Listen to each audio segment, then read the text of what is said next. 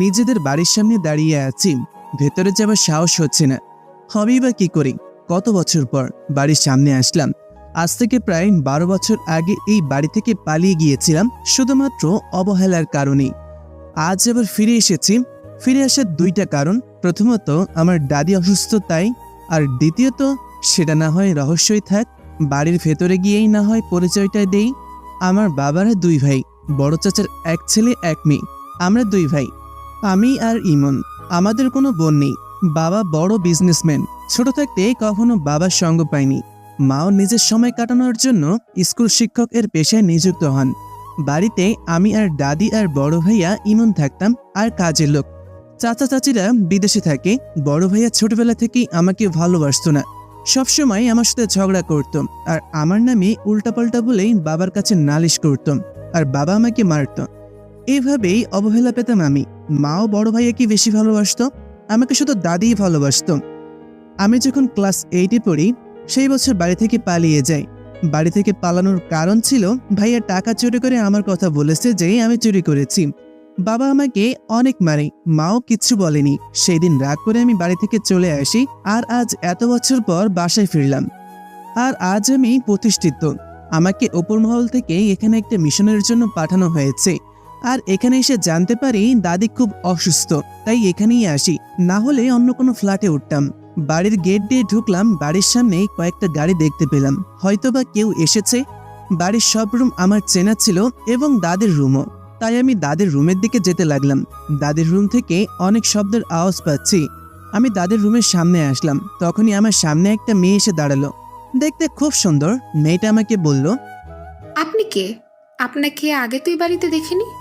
আমার মুখে মাস্ক, তাই মেয়েটা আমার মুখ ভালো করে দেখতে পাচ্ছে না। মেয়েটাকে ভালো করে দেখলাম, কিন্তু চিনতে পারলাম না। এই বয়সী মেয়ে তো আমাদের বাড়িতে একটাই থাকতে পারে, সে আমার চাচাতো বোন মুন্নি। তাহলে ও কি আমার চাচাতো বোন? এটা ভাবতে লাগলাম। কি হলো, কথা বলুন। আপনি কে? কেন? অবহেলার পাত্র। মানে? সব মানের উত্তর হয় না। তখন মেয়েটা আপু আপু বলে কাউকে ডাক দিল। মুহূর্তেই আরো কয়েকটা মেয়ে এলো।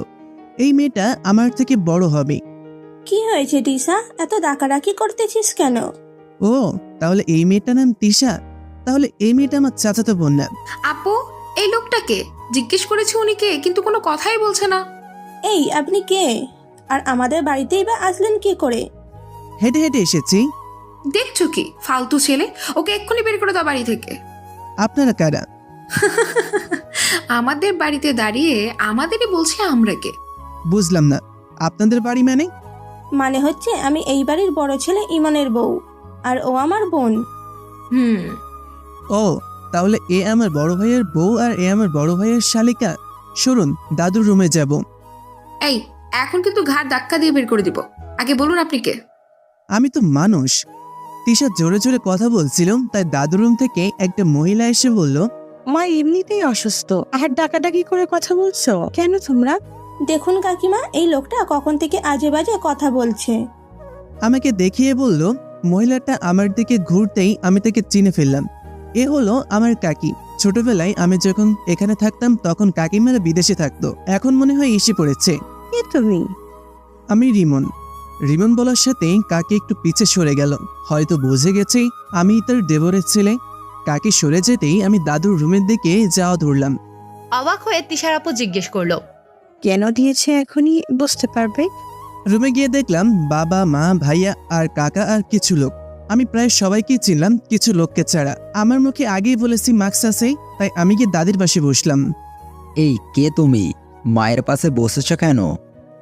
কে তুমি বাবা? তখনই কাকি এসে বলল, ও রিমন।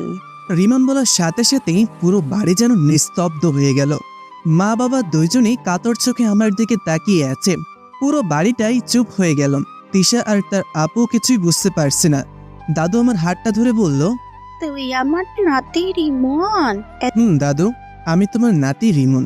দাদু কোনো রকম উঠেই আমাকে জড়িয়ে ধরল। এতদিন কোথায় ছিলি দাদু ভাই? কত খুঁজেছি তোকে। এই তো আমি এসে পড়েছি দাদু তোমার কাছে। আর কোথাও যাস না দাদু ভাই। আমাকে চলে যেতে হবে। তোমার অসুস্থতার কথা শুনে আমি এসেছি। আমার আবার চলে যেতে হবে। আমি কারো বাড়িতেই অবহেলার পাত্র হয়ে থাকতে চাই।